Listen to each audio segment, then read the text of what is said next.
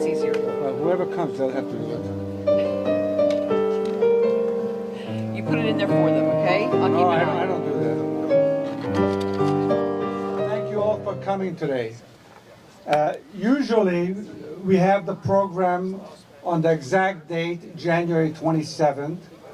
And this year, we're doing it today on the 28th because one of my main people who are going to sing here, Rabbi Benny Loon, could not come yesterday. So, because I don't know why Because he married off. Mazel tov, mazel tov. I didn't even ask him. Mazel tov, mazel tov, mazel tov. And I'm not even. Thank you.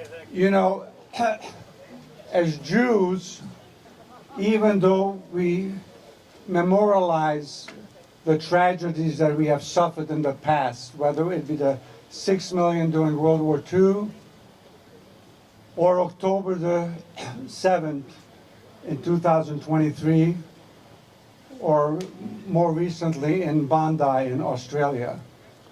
Even though we remember those who we lost, we go by the word l'chaim, that we must live on, we must look to the present, and most of all to the future, and to our children to carry on and make this world a better place to live. And that's what we go by. I would like to just mention, this is now the 17th year that the MENSCH Foundation is organizing this event here in Palm Desert.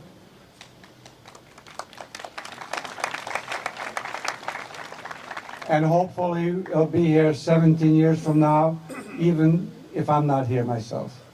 Somebody will carry on. I will ensure of that. There's a Holocaust Memorial a few yards away.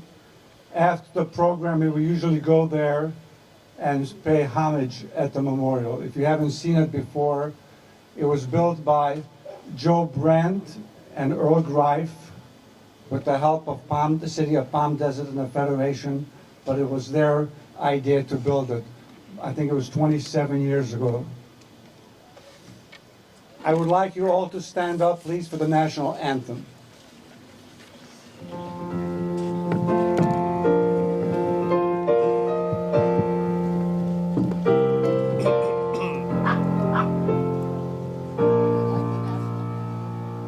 Oh, say, can you see by the dawn's early light what so proudly we hailed at the twilight's last gleaming, whose broad stripes and bright stars through the perilous fight o'er the ramparts we watch were so gallantly streaming, and the rockets regular Devon's mercy does that star-spangled banner yet wave o'er the land of the free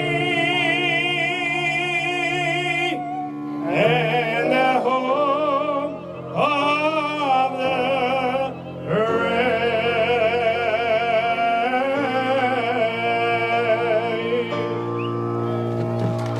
Please stay standing for the Israeli national anthem, Hatikva. Cantor Joe, go.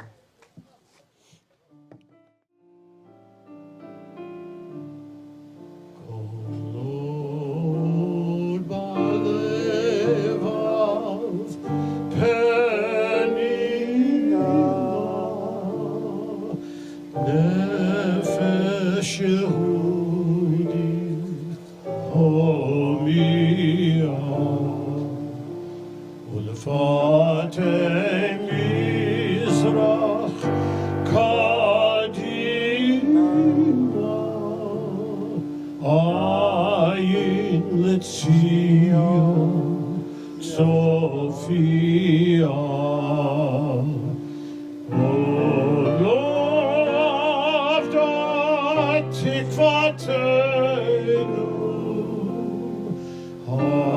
התקווה בת שנות 2000 להיות עם חופשי בארצנו ארץ ציון ירושלים להיות עם חופשי בארצנו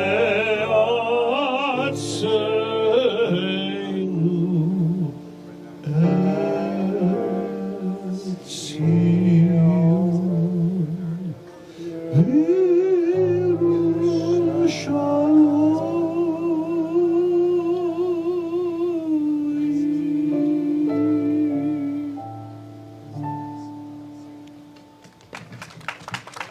Thank you, Joe. Thank you very much. If you turn to the right in the back, have security for us. Let's have a hand for the Sheriff's Department.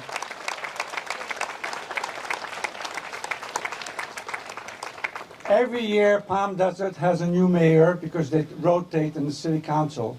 This year, it's Mayor Truby. Mayor? Thank you very much.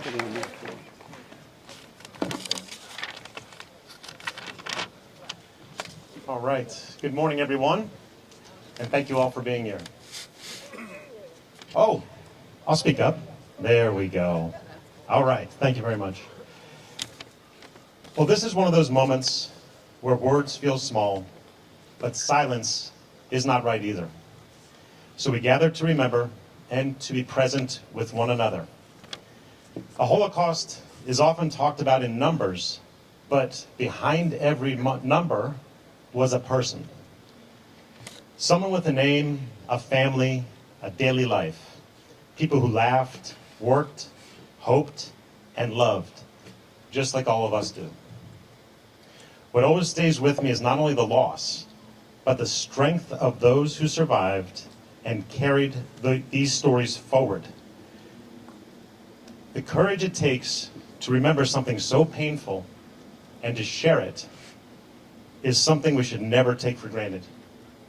Here in Palm Desert, we're fortunate to live in a community that values connection. We know our neighbors. We show up for one another, and moments like this remind us how important that really is. Remembering the Holocaust isn't about the past alone.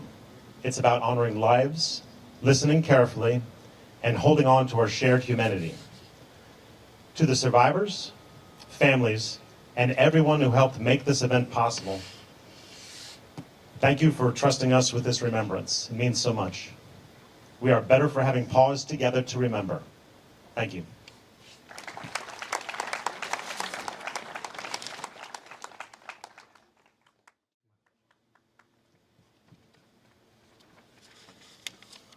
The Hungarian ambassador for the Western region, a good friend of mine, could not make it today. He has a very important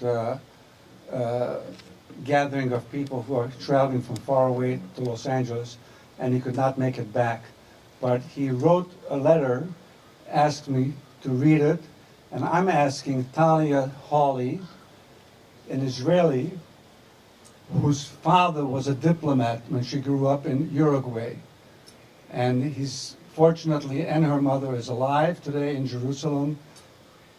Talia, please.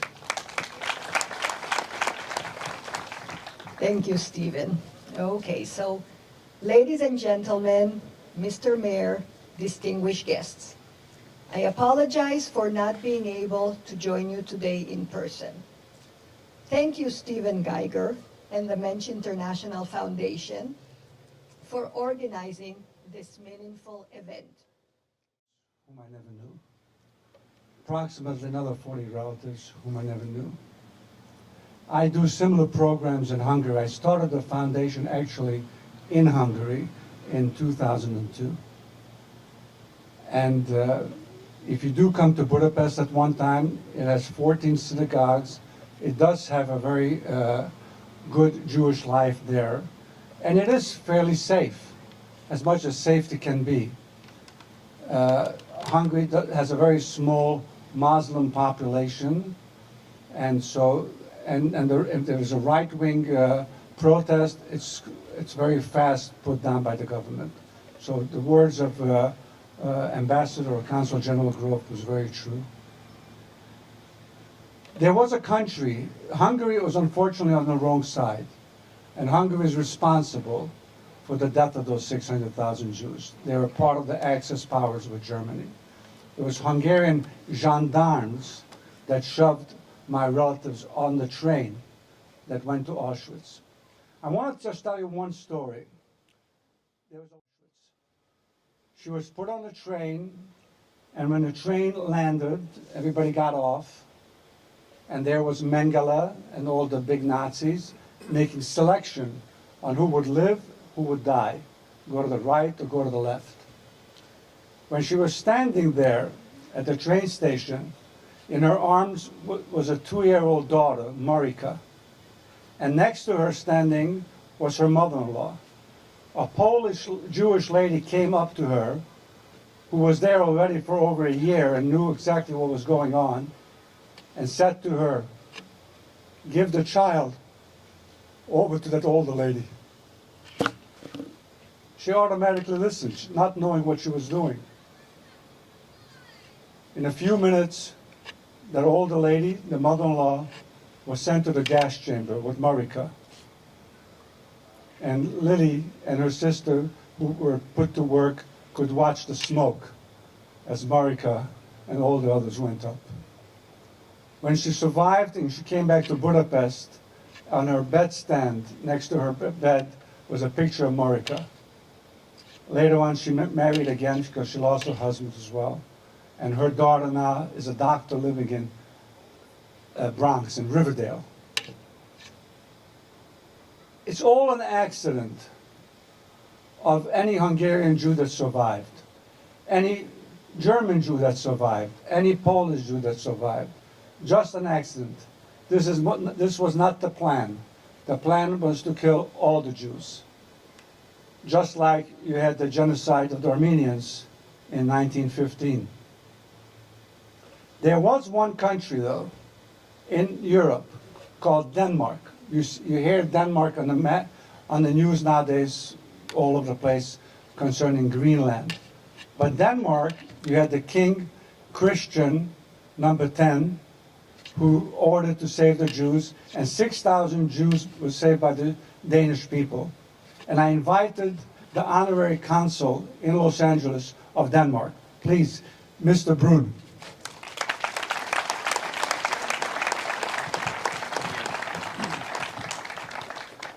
Just give me 1 second here.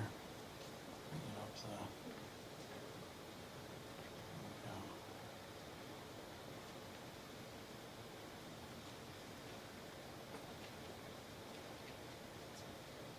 Here we go. Well, thank you so much, Mr. Geiger, for inviting me here today. It is a great honor to be here on behalf of the Danish people. The Danish people had an interesting relationship to Nazi Germany in that it got off a little easier than other countries, but it also offered the opportunity for the country to gather and basically the entire nation ganged up and saved 95% of the Jewish population. I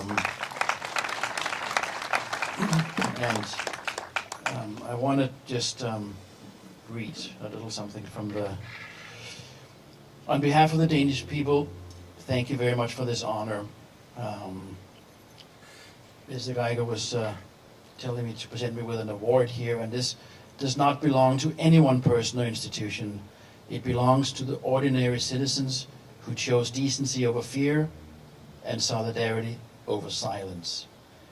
In one of history's darkest moments, fishermen, neighbors, doctors, and civil servants helped protect their fellow citizens simply because it was the right thing to do. They didn't see heroes or victims. They saw human beings, they saw neighbors, and they saw fellow citizens. We received this award in their name and in memory of those who were saved and those who were lost. May their example remind us of that even in times of great danger, individual choices still matter. Thank you for remembering this story and this important day, and for reminding of us of our responsibility today. Thank you so much. Thank you, Christian.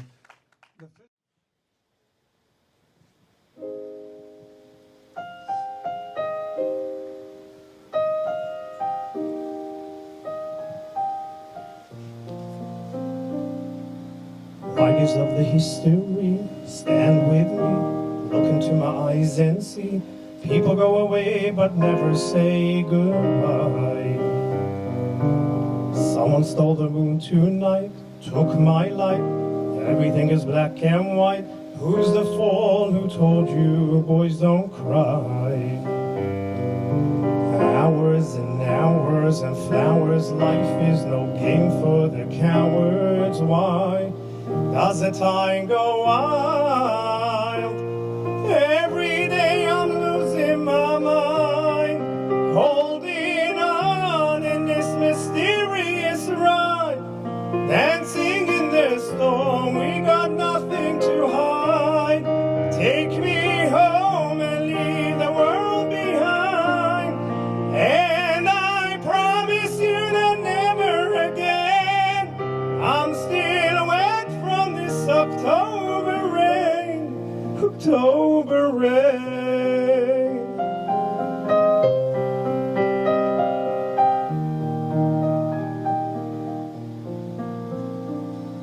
Living in a fantasy, ecstasy, everything is meant to be.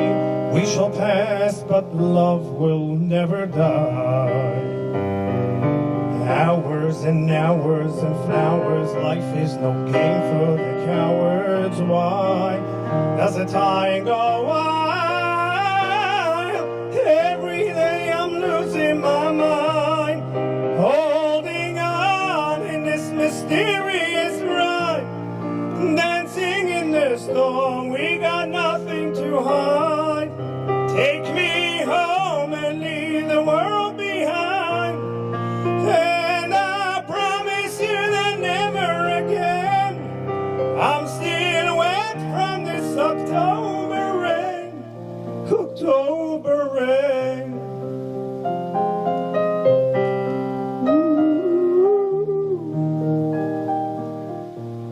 October rain.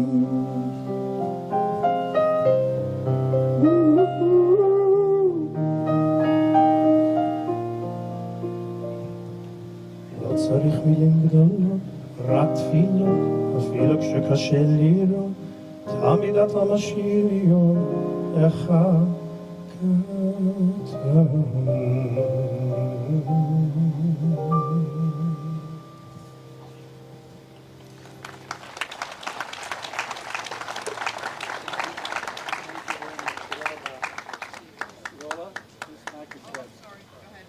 Hello, hello.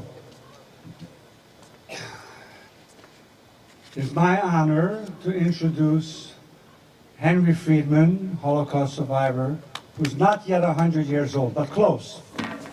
Henry.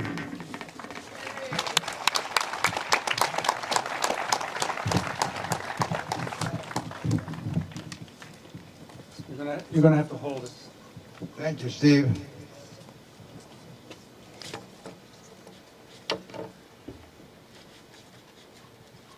Good morning. With Holocaust survivors, please stand up and be recognized. If you can. Thank you. Thank you. Not many of us are left. As a matter of fact, we lost this week, right in Palm Desert, a Holocaust survivor. 82 years ago, when I was liberated by the Nazis, by the Russian army in March of 1944, I was 15 years old and I weighed less than 40 kilos. I looked like a skeleton, just skin and bones. I couldn't walk. And the only wish was, at this time, was to fill my stomach. But the village that was liberated was about 10 kilometers from the city of my birth, which was Brody, Poland. The Nazis held on to the city for additional 90 days. And finally, in July of 1944, when we arrived in the city of Brody, out of 10,000 Jews, 82 of us survived.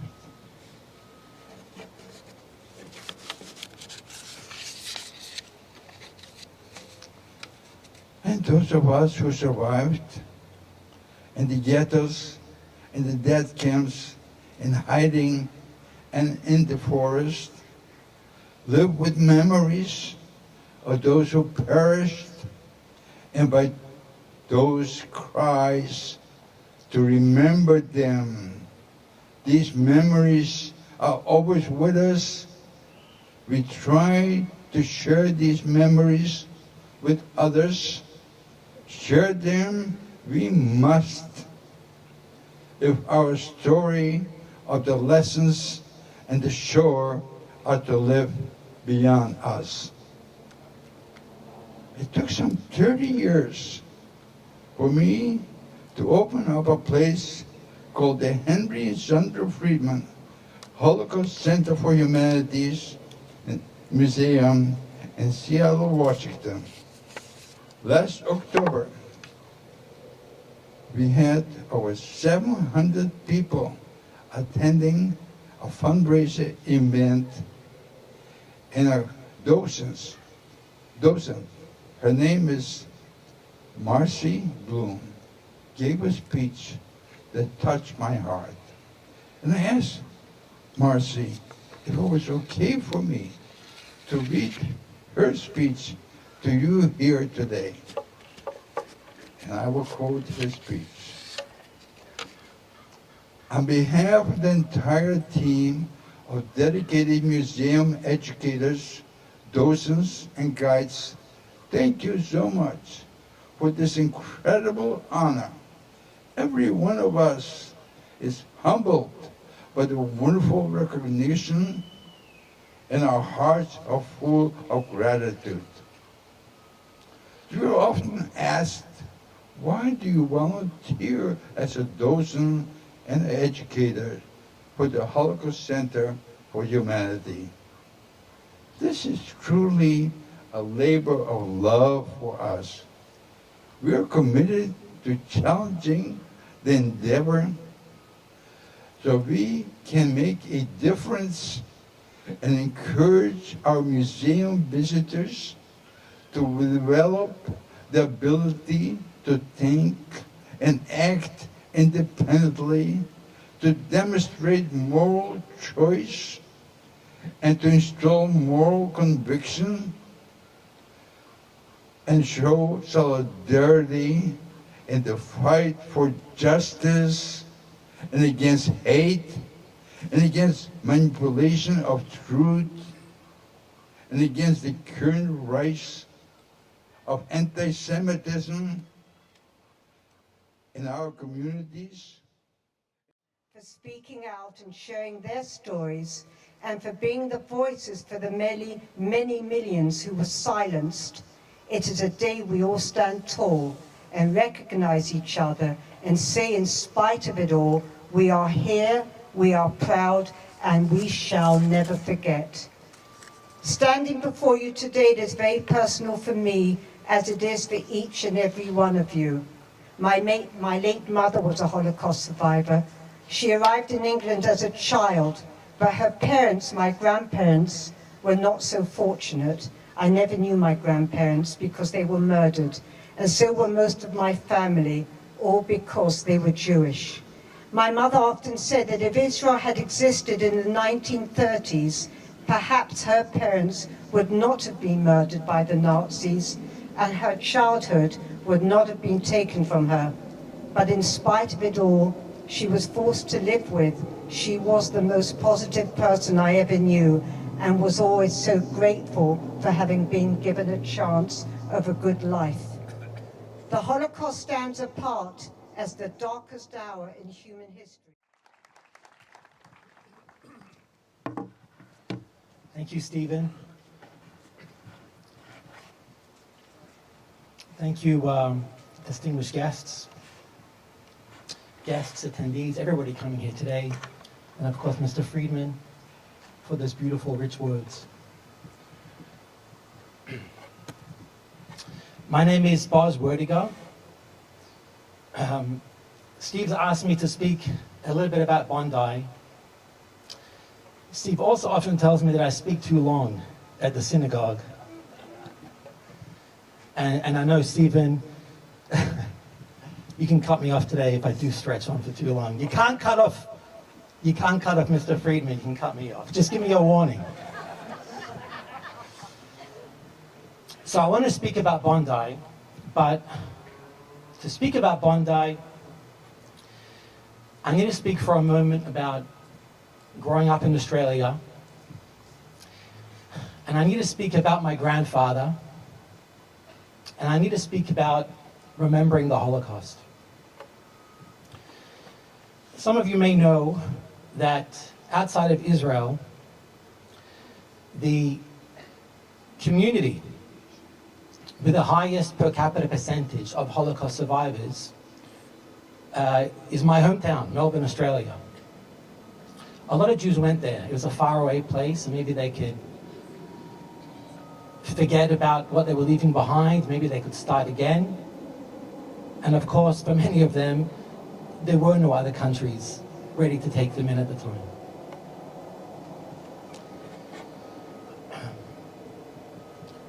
My grandfather, Nathan Werdiger, was one of those survivors.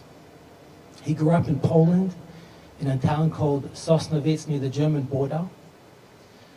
And he remembers when the Germans came to town, when their neighborhood was turned into a ghetto, when a couple of rooms of their apartment were taken over by the Judenrat, the Jewish council, and then by more Jews and neighbors and refugees from other parts of town, when they were moved into a different ghetto in a different suburb.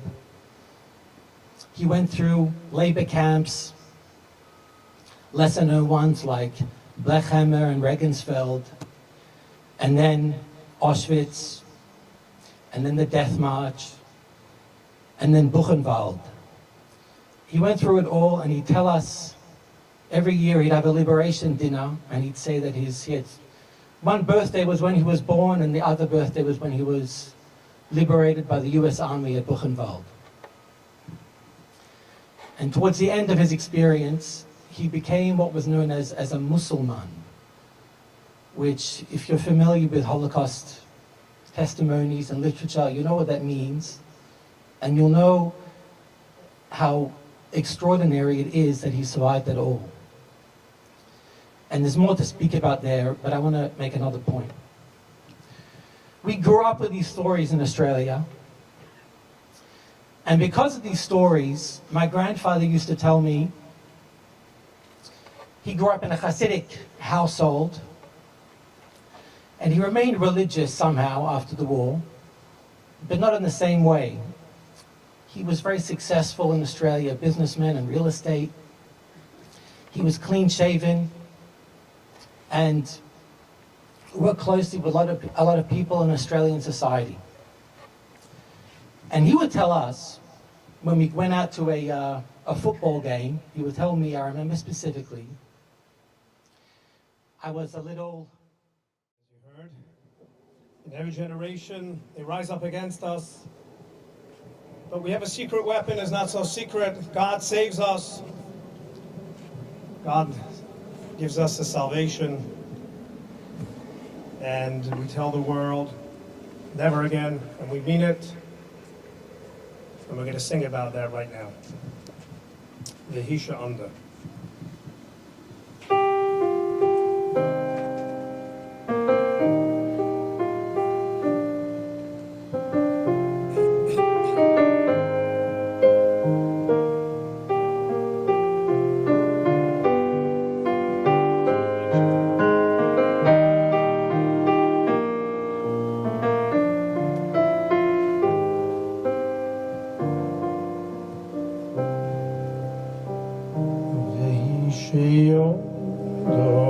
lavoiseinu vehishiyondo lavoiseinu velonu shelo yechol bilvad omad oleinu lechandoiseinu omad oleinu lechandoiseinu vehishiyondo lavoiseinu vehishiyondo lavoiseinu velonu shelo yechol bilvad omad oleinu lechandoiseinu omad oleinu lechandoiseinu ve'hakadosh baruch hu matzilenu miyada ve'hakadosh baruch hu matzilenu miyada.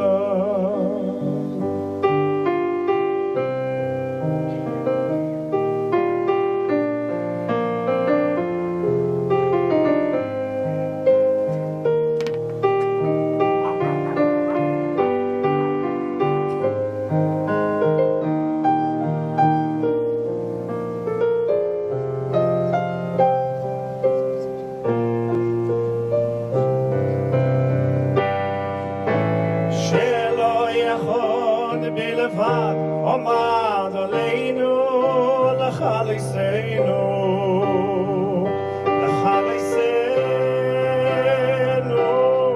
ve'hakadosh baruch hu matzilenu hakadosh baruch hu matzilenu miyadam.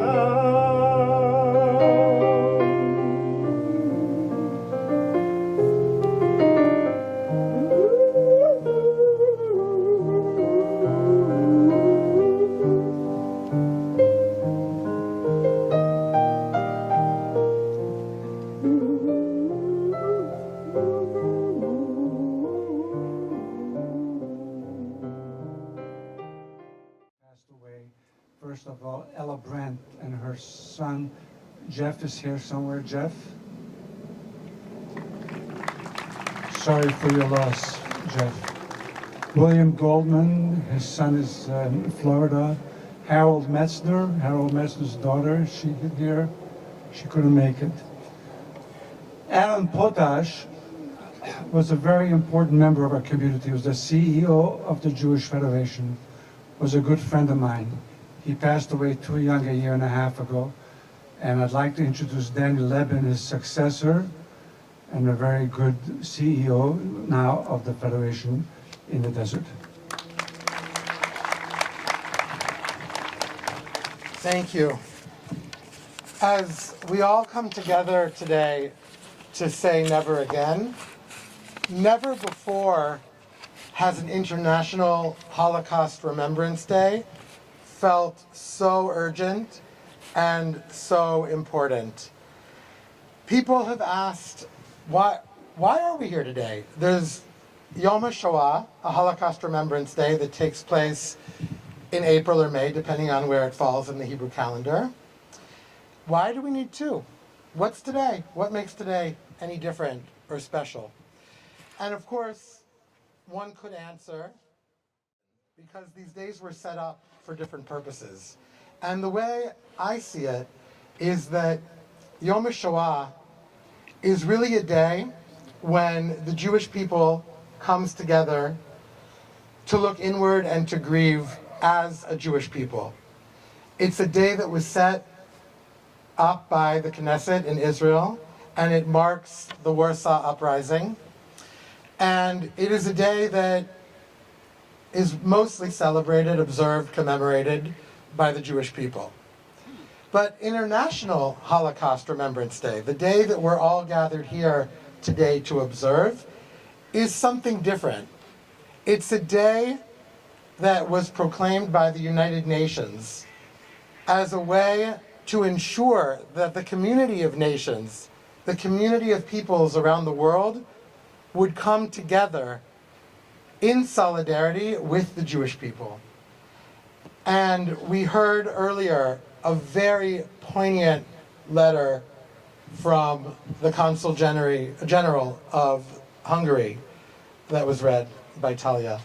And we have our Honorary Consul General from the Kingdom of Denmark here today.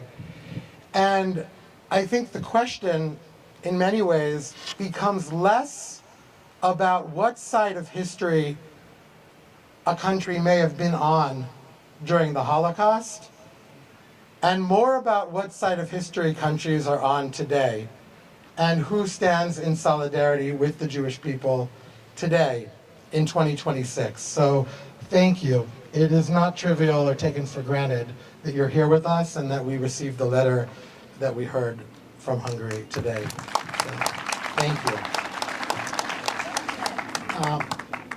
We've heard a lot of speaking, so I'll be brief, but I do want to accept the honor that has been bestowed by the MENSCH International Foundation on Alan Potash, who was the CEO of the Jewish Federation and a great friend to this community and individually to many people who are here today. I will share that I did not know Alan.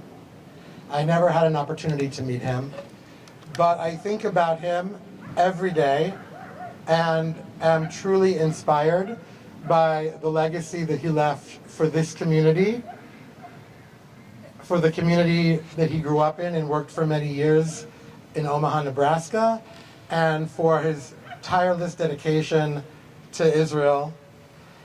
And so much of the spirit of Alan is a part of what Federation continues to do today. And I feel both humbled and privileged to try my best to carry on Alan's legacy and honor his memory in every way possible. I've heard many words used to describe Alan over the months that I've been in this role.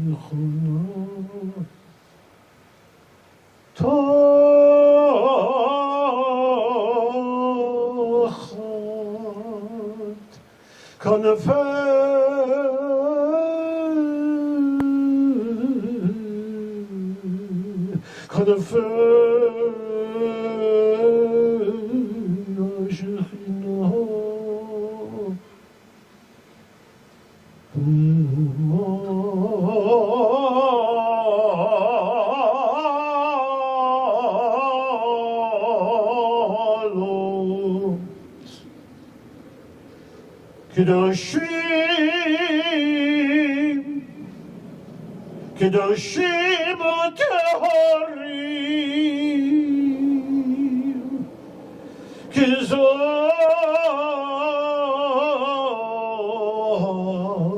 Kizohar harakia mazhirim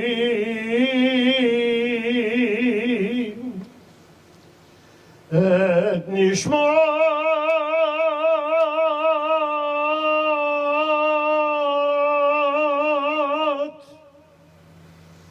kol acheinu b'nei Yisrael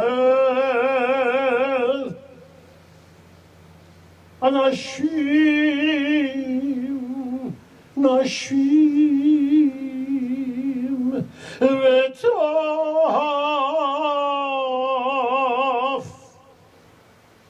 shenitbechu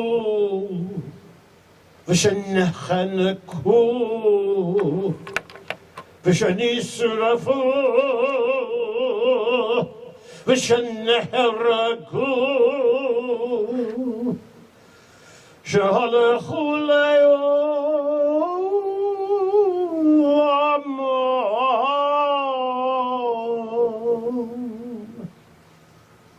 וגן עדן תהי מנוחתם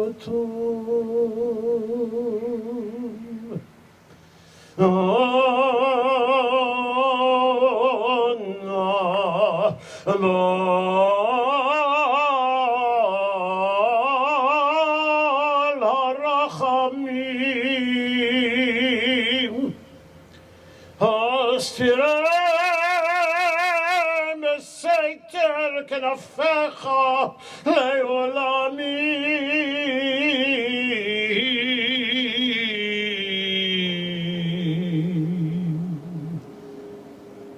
צרור בצרור החיים את נשמותיהם. אדוני הוא נחלתם, וינוחו בשלום. על פזורי נשכבותיהם, ונאמר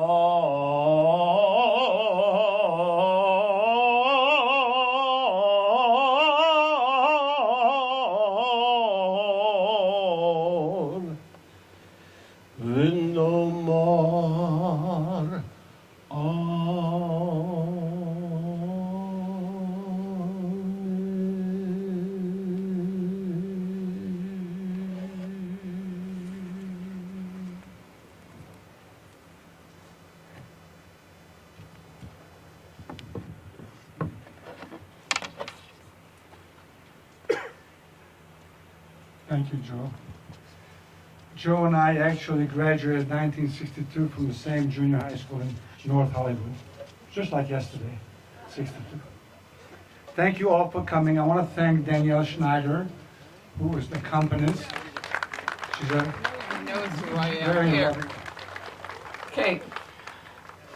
You might wonder about me, or you might not, but this is something I've been doing for, this may be the 7th year. 100 years. Yeah, just like that.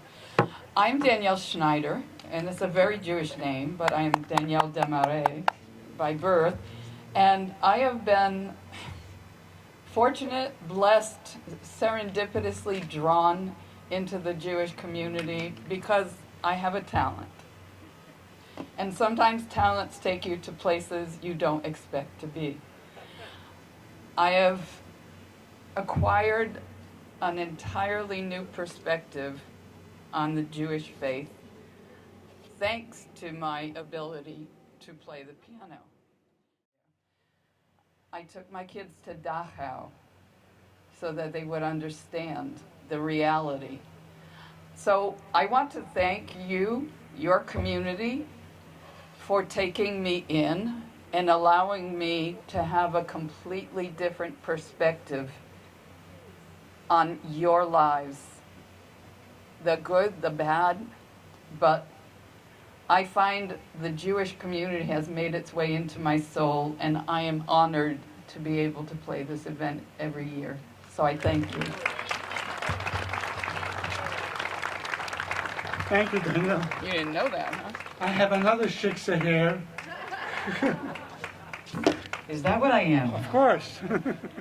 I've been doing this event ever since he asked me to do it. I don't know how long that's been, but it seems like forever. But again, it's always my privilege to be here. Light candles one after each other. We light 6 candles for the 6 million and 1 for all the other people who perished. There's other people who were also killed. Jehovah's Witnesses, gays, mentally ill.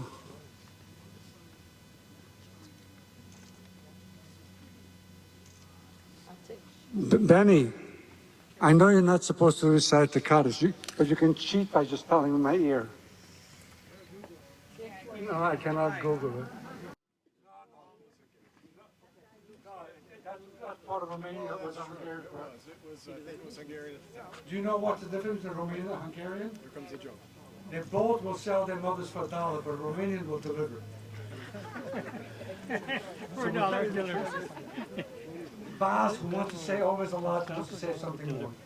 I'm sorry. There was something, I'm reminded, I look at the candle, lighting the candle at the memorial. I'm reminded a couple of years ago, we did a Hanukkah menorah lighting here. And I'm reminded of the menorah lighting at Bondi. And there was something that I wanted to add, and I was kicking myself for not saying it, and that is the person who put on that menorah lighting at Bondi, Rabbi Eli Schlanger. He was killed. who was killed, who I knew. It happened on Hanukkah, while he was out there celebrating his Jewishness and helping other people celebrate, being out there and doing something. There was a video that was circulated again from a year before. And that video was of Eli. Eli put it on his Instagram. And he said on the video, he says, you know the best way to fight anti-Semitism, because anti-Semitism was already a topic for the 2 years before Bondi in Australia. And he said, you know the best way to fight anti-Semitism? And in the video, he goes out to the street, and he goes out to his car, and he takes a menorah, an electric menorah, and he sticks it on his car. That's the best way. That's the best way. So I wanted to say that. I wanted to say to Eli, he should have, we say in Hebrew, Hashem yikom damo, along with all the other victims, the Kedoshim, the martyrs, and the survivors who are also still being traumatized. I was sharing a story that just happened the other day. They should be well and they should be healthy. We should remember them, and we should remember them by doing, by lighting, by being out there and making something, being Jewish, doing Jewish. And that's what I wanted to share. Amen. www.menschfoundation.org. Any contributions are very welcome, and if you don't contribute and you just come, it's also okay. Thank you. Thank you all for being here. Thank you, Baz. I'll see you, Shabbos. Don't speak so much. Personal story of the Holocaust today, a little bit that you shared, was also an insight into you personally. And so thank you for also sharing your own past. Now, my wife here, Natalia, who I've known for ages, and Alex, who's my photographer, knows very well that I do this for selfish reasons so I can tell jokes. Basically, that's the reason. We have the next hour to make us laugh, because maybe we need a little laughter. That you're here tonight, it's not some pilgrim who claims to have seen the light. No, it's a cold and it's a very broken hallelujah. Hallelujah. Hallelujah. Hallelujah.